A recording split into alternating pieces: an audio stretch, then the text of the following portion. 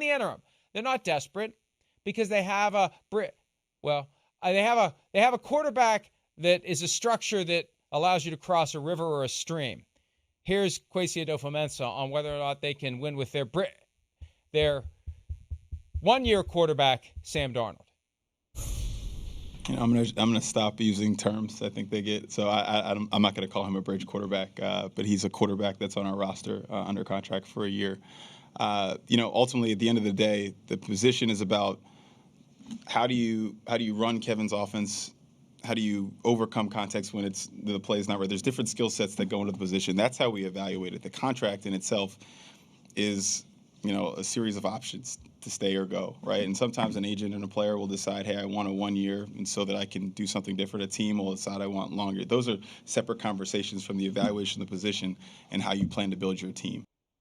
And look, I agree with his logic that a lot of these multi-year contracts aren't really multi-year contracts. It's a 1-year deal with a team option after that. Now, the bigger deals, it's 2 or 3 years you're locked in as a practical matter, but it's a bridge quarterback. It's a let's see what Sam Darnold can be. Let's not make a long-term commitment to the guy. He doesn't make a long-term commitment to us. He could potentially have a huge year under Kevin O'Connell, and someone else will play the role of the Falcons next year and come in and whisk him away. But this is what they need. And I remember when we were at the Super Bowl in the press box, when we get there like 5 hours before the game, which is kind of fun for the first hour or two, but then it's like, is this damn game ever going to start?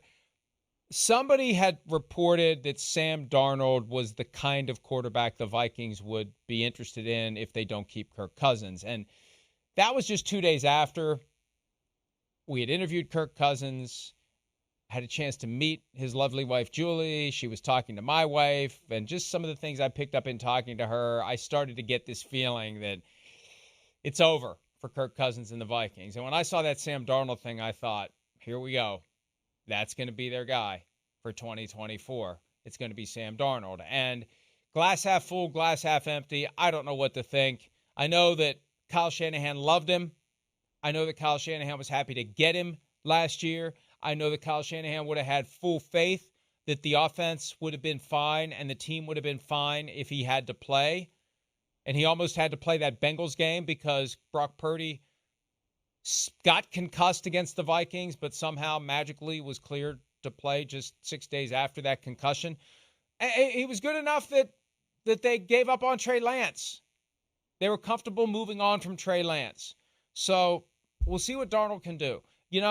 Those early years of being with the inherently dysfunctional Jets created a reputation for the guy that he's going to have a hard time living down. But he's only 26, and we'll see. We'll see what the Vikings do. But if they use that 11th overall pick on a quarterback, they're telling us he's a bridge quarterback. They're telling us he's the temporary QB1 until the guy they draft 11th overall or higher if they move up is ready to go. I would love to know what Justin Jefferson, I started to call him JJ, and then people might think I'm talking about Jerry Jones, but Justin Jefferson is thinking right now, because I can't imagine that he's happy with how this is playing out to play with Sam Darnold, but who knows, Mike? Sam Darnold certainly is going to have some weapons to play with. Maybe he turns into Baker Mayfield with what we saw from Baker Mayfield last season. Baker went into Tampa on that 1-year deal, and guess what? The Bucs said, hey, we can win with Baker Mayfield. He's our quarterback. And maybe that's what happens here. Maybe Sam Darnold is good enough that the Vikings go, we can win with Sam Darnold. He's good enough. He's going to get his opportunity, I would think, unless some rookie comes in and just lights it up in training camp and the preseason, and all of a sudden the Vikings say, hey, he's our best quarterback. But it sure does look right now like Sam Darnold's going to start the season as the Vikings quarterback. I think ultimately the most telling fact will be what they do with that 11th overall pick. I think that was the same spot where they picked Dante Culpepper in 1999, who looked like he was going to be the next franchise quarterback of the Vikings post Fran Tarkenton until he blew out his knee in Carolina in October of 2005. He had an MVP caliber year in 2004, a year in which Randy Moss was injured and missed several games with a hamstring injury. Dante Culpepper still had tremendous numbers that year. That's the last time they took a quarterback that high. They've only taken quarterback in the first round, I believe, 4 different times. Dante Culpepper, Christian Ponder, not Rich Gannon, Tommy Kramer. No, Tommy Kramer? Tommy Kramer was a first rounder. And then there's one other who I can't think of right now. Do you remember the other one? Do you remember any? There was a fourth one, and I'm blanking on who it was. Anyway, if they do it this year, Sam Darnold really is a bridge quarterback, because that would be, and I guess it's a good problem to have if Darnold lights it up this year and is the comeback player of the year.